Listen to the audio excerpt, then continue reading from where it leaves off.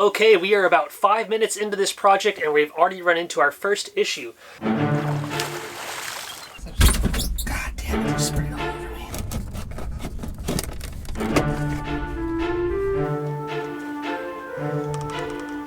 Yes. Wow.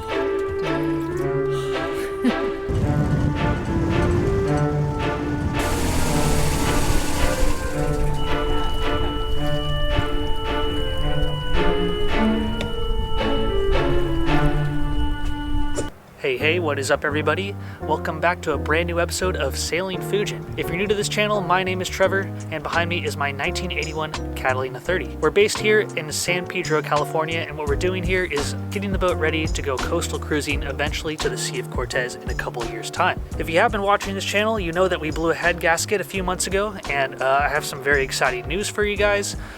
We finally have it fully repaired. Yes, Chris and Ramon did come down here from California Yacht Service. They finally put the head back on the engine. I was there with Ramon the whole time. I watched him and asked him a million questions while he did it. And I think in that 4 hours I was with Ramon down there at the engine bay, I think I learned more about diesel engines in that time than my entire life. So we did all the tests. We ran the engine after we completed putting the new head gasket in there. Ran it for about an hour actually, and checked the temperatures. Everything seemed ready to go, nothing out of the ordinary, so that is all good. But we do need to do some sea trials with the boat to confirm this, which we will do later in this video. But before we get the boat out of the slip, I definitely do not want to have another issue like this. We cannot afford to blow another head gasket, so what we need to do is hook up some alarms to the engine. So we need a low oil pressure alarm, and we also need a high temperature alarm. So that's the project we're going to jump into right now, so let's just get to it. Alright folks, we are down here at the engine bay, and the first thing we got to do is replace the two senders on the engine.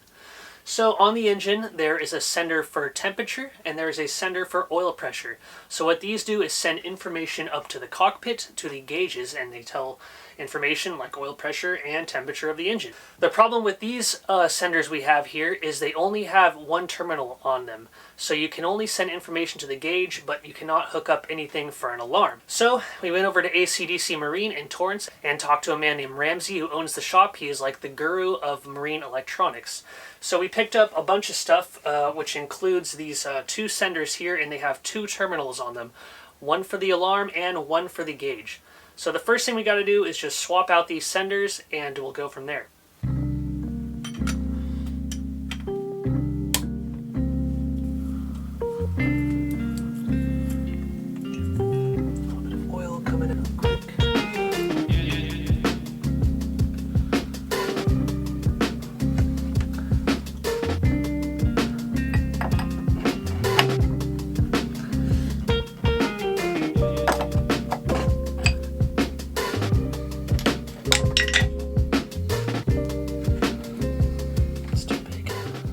Okay, we are about 5 minutes into this project and we've already run into our first issue.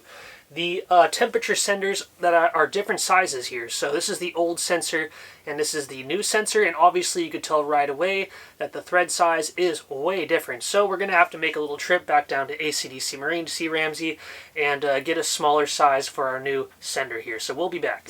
Okay, just like that, we are back from ACDC Marine. I talked to Ramsey while he was there, and he doesn't have a sender that is the same size with two terminals. So what we're going to have to do is use two senders. So I got these two senders here. One of them is going to be for the temperature gauge, and the other one's going to be for the temperature alarm. So this one's going to go into the thermostat just like it was before, and that's going to be for the gauge. Now the other thing that I'm going to run into here, I'm a little bit skeptical about. So this one's going to go into the outflow of the thermostat before it goes into the reservoir tank.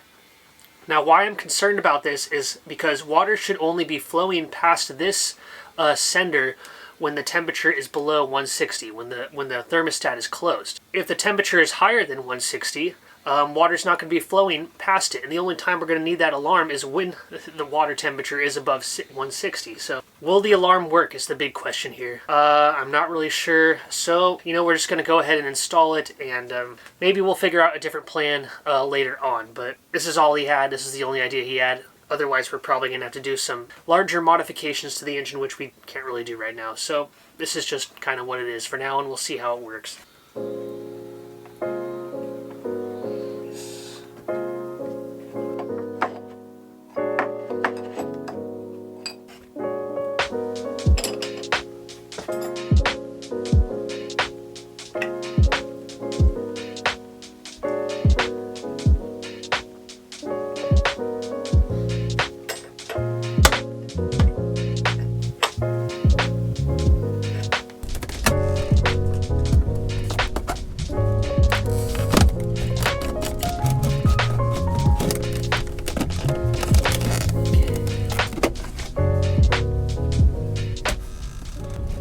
Okay, so with closer inspection to the back of the instrument panel here, these gauges, the original gauges, look very similar, almost identical to the new gauges I bought. So I bought these new gauges from Ramsey from AC/DC Marine because they were more compatible apparently to the senders. We weren't really sure what we were going to find behind this panel, if they were going to be completely different and we would have to get new gauges, so I got these anyways just in case. But it looks like these gauges pretty much are identical here, so I don't think I'll have to install new gauges, which is kind of a big relief because that was going to be a little bit of a pain in the butt. So I think all we got to do is just run wire from the senders to the alarm.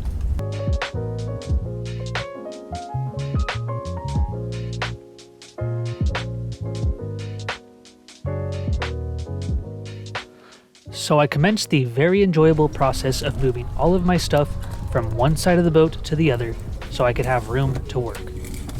With any boat project I do, room to work always seems to be an issue, so moving all of these things is always a requirement. After the pathway was cleared, it was time to run the wire from the instrument panel all the way forward to the engine bay. Running wire is never an easy task aboard a boat, as it always requires you to be in the most uncomfortable and awkward positions. Then you have to somehow magically get the wire to run through the tiniest of crevices in the boat to get to where you want it to go.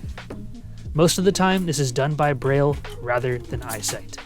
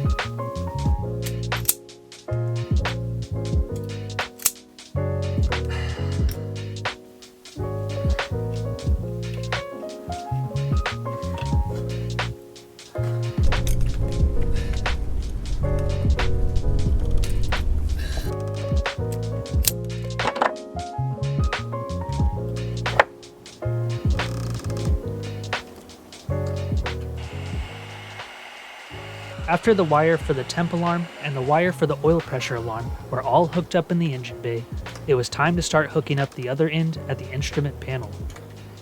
The alarm has 3 terminals on it. One for single tone, which we'll use for oil pressure, one for multi-tone, which we'll use for high temperature, and one for power. After attaching all 3 wires to their specific terminals, I stowed the alarm in a place where it would sit behind the instrument panel. The alarm is so loud that I knew it would be of no issue hearing it from that location.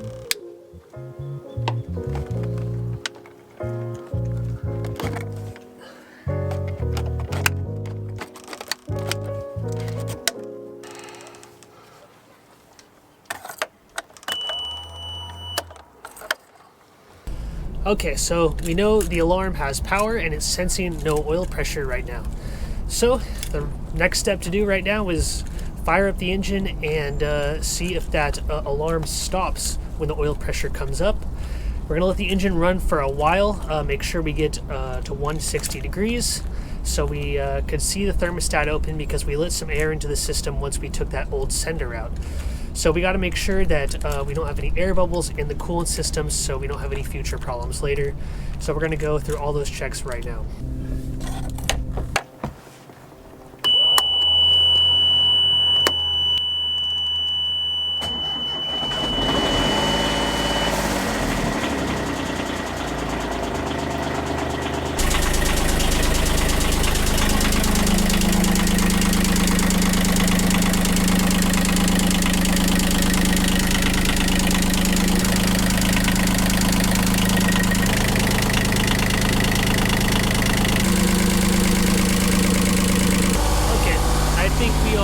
Business here, so we'll shut her down.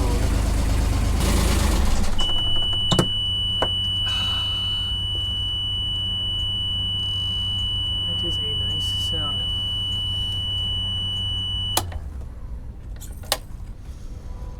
Well guys, I think that's going to be it for today, besides cleaning up this entire gigantic mess we made during this project here. But yeah, you don't want to see that. We're not going to film any of that. That's pretty boring stuff there. So the next project's going to be working on fixing that leak for our Blackwater system.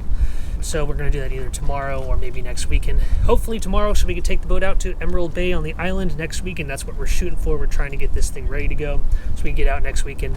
If we don't make it, we don't make it. But yeah, we're going to try tomorrow to fix that if we can. So yeah, we'll see you guys all then. Alright everybody, just like that, it is the next day.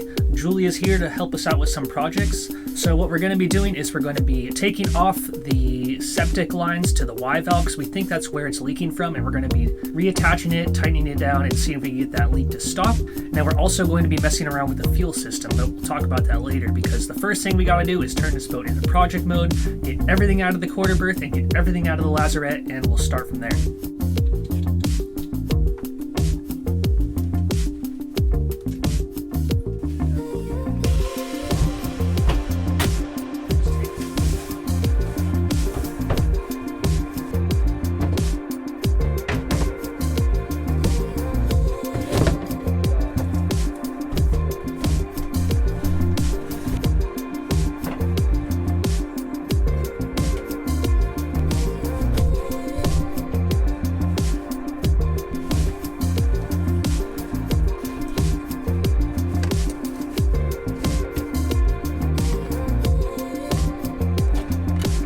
Okay, so we are in the port lazarette here. This is where the Y valve is located for the septic system. So the septic tank is in the main cabin in the salon on the port side, and a line runs from there into this lazarette where it meets the Y valve. Now at the Y valve, it goes up to the main deck for suction for when you're at the dock and you want to suck it out and pump it ashore, or it goes all the way back aft to the overboard part of the boat. So there's a leak at the Y valve at this one place where the hose connects, the main hose connects to the Y valve. So what we're going to do is take it off, try to refit it on, put some heat gun to it, and try to retighten those hose clamps to it and see if we can get that leak stopped. Doesn't seem very tight there.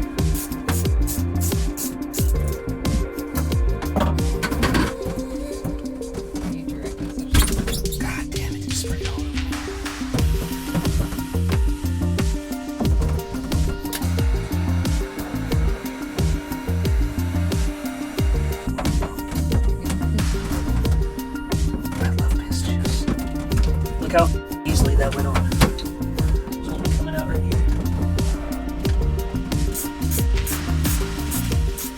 Alright, that is all tightened up, so the next step is to go take care of our fuel system, and then after that we'll head to the pump out dock, fill this tank full of water, and see if it leaks at all.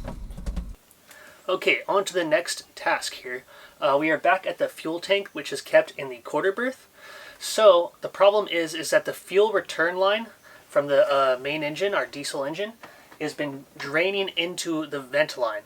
So the problem with that is when we go to fuel, the air pressure that's coming out of the tank needs to vent out, right? Well, since fuel is just sitting in the belly of that fuel line, the vent line, that air pressure is pushing that fuel out the back of the transom, and there's nothing you could do about it because the air has to go somewhere, and since that fuel is sitting in that belly, it's got to go out.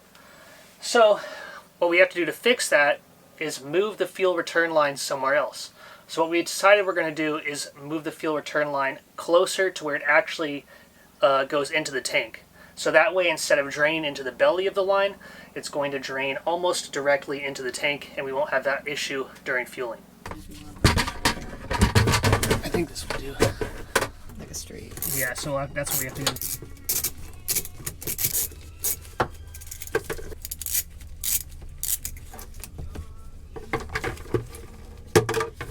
There we go. Wow. Dang.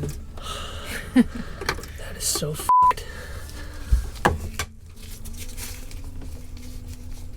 There we go. Dang. That was really interesting. This looks like it was Fucking made by him. yeah.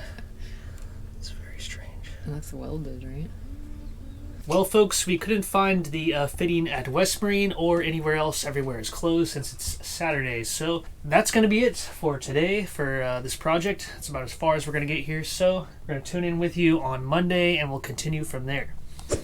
Okay, it is not Monday, and it is not the next day, but it has been a week since we were working on those fuel lines. Yeah, it got a little, we had a little foul weather for a couple days, so we didn't really have a chance to get around to those projects. While that was happening, I did go to a hose and pipe store in Long Beach. It's called Long Beach Hose and something. I can't remember, but doesn't matter. We got a new fitting for the hose, so we're gonna jump into that project. But while that's going on, Julie is working on our Sea Eagle here. It is our only mode of getting from the boat to shore while we're at anchor, so it's vital that we get this fixed before we start going around the Channel Islands. So what are you doing right now, Julie? Courtesy of Kathleen, it's important to mention. Yes. It's a beautiful donation. Thank you, Kathleen, for this beautiful Sea Eagle we have here. Yeah, so basically the seats are supposed to go here, right? With these guys. But obviously all four of them have completely fallen off, so we need to re-glue them, and we're just getting all this junk off first so that it'll have a nice adhesion. All right, while she's doing that, we're gonna go ahead and jump down to the quarter berth and start getting those fuel lines straightened out. The first step in reassembling the fuel system was to take our new male-to-male barbed fitting we bought and connect the vent line back together. As mentioned before, we picked this up from Long Beach Hose and Coupling. It is somewhat of an industrial business that usually takes payment in the form of PO numbers, but they do allow us DIYers to come in for some small parts anyway. Okay, that was the easy part. Now the hard part is going to be getting the fuel return line attached in the right spot, which is under here. As you can see, it's kind of in a tough place to reach. And I want to put the connection right about here. Here's the connection. The problem is it's like kind of on a curve, so it might be a little difficult to I'm not sure if this is gonna work. Well, we'll see how it goes.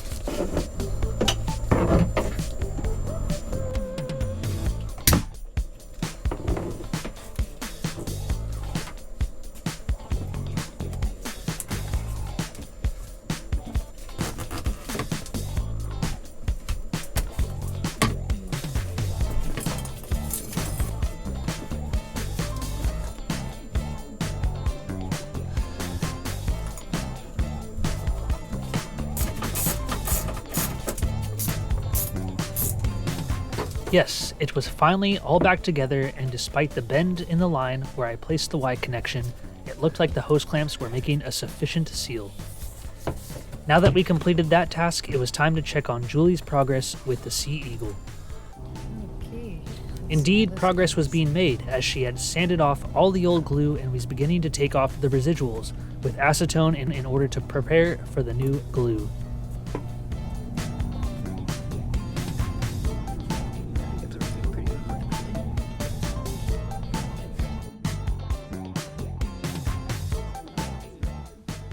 What's the process? The glue she used is a special PVC bonding glue that we used on our old clapped out dinghy that is no longer with us.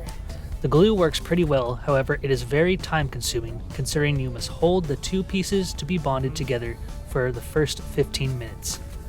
Times this by 4 D-rings that needed to be attached, Julie was looking at a solid hour of pressing kayak pieces together. Back to the fuel line project. I wanted to make sure no fuel slipped into the vent line even with the new location of the fuel return line. To ensure this, I needed to elevate the vent line to the same level as the fuel return line. Using a hose bracket I picked up from West Marine, I was able to attach the line to the fiberglass just below the quarter berth. Oh, he has it. He's coming closer. Oh, there it is. Oh, man.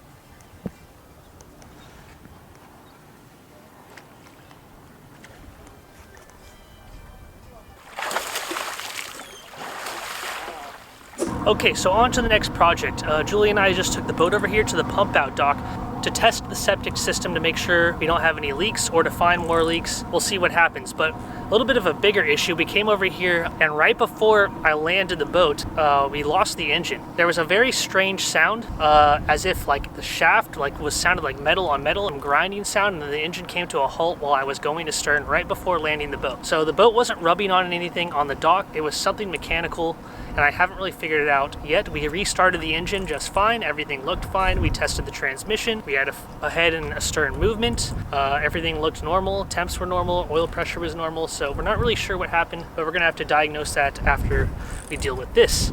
I had the cameras rolling during that whole incident, so take a listen here and see if you can hear it.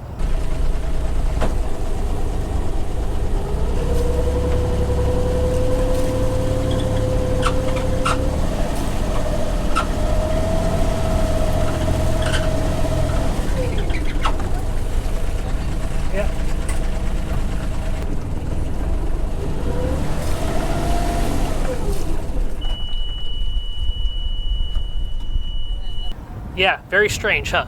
Anyway, we're gonna fill up the tank with water and see if we could find any leaks in the septic system. So let's do that first.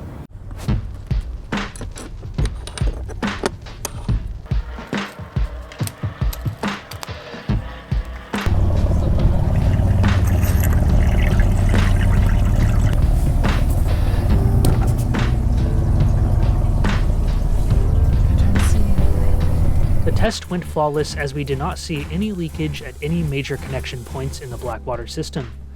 Simply taking the heat gun to the sanitation hose at the Y valve and retightening it seemed to have done the trick. Now it was time to get back underway for some sea trials to see if we could reciprocate that noise we heard earlier. Once you get them in the spots they need to be, just pull them up on deck.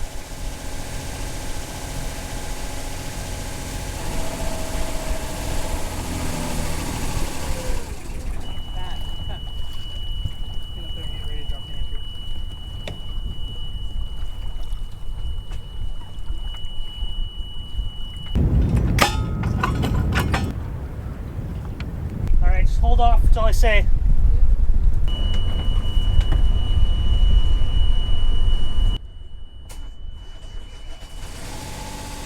Well, after losing the engine again while replicating the docking maneuver in the anchorage, I decided to call off the rest of the sea trials so we could get back to the dock while we still had a chance.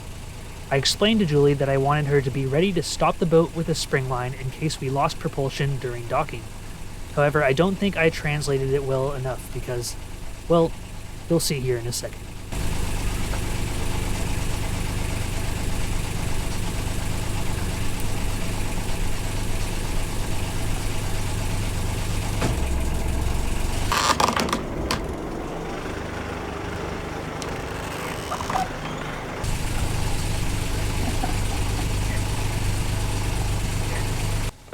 So basically all that happened was she tied off the spring line before the boat was all the way in the slip. We still had significant amount of headway, so when the spring line came tight, the boat turned hard to starboard and ended up sideways in the slip. What I actually wanted her to do was just be on standby with the spring line in case I couldn't stop the boat with the engine myself. Anyway, it wasn't a big deal as no one got hurt and nothing was damaged. This is all about learning, and as we make mistakes, we learn from them and become more prepared for the next time. All right, guys, well, that was a little bit of a rough landing there, but we haven't been out of the slip in 8 months, and we're still kind of teaching Julie how to get her sea legs here, so it's going to be a little bit of trial and error a couple times, but nothing broke, and it's all good. No one got hurt. So, as you saw before, after we got all fast in the slip, we diagnosed the engine, put it astern, gave her some high RPMs, and the engine eventually died, which leads me to think that the fuel filter is clogged. We're not going to have time to diagnose that and change it all out for you guys, because that's about all we have for this episode. So tune in next week if you want to see all of that. Thanks for watching. If you enjoyed the video, please give us a like. And if you want to see more DIY and sailing content, go ahead and hit that subscribe button. So thanks again, guys, and we'll see you all next episode.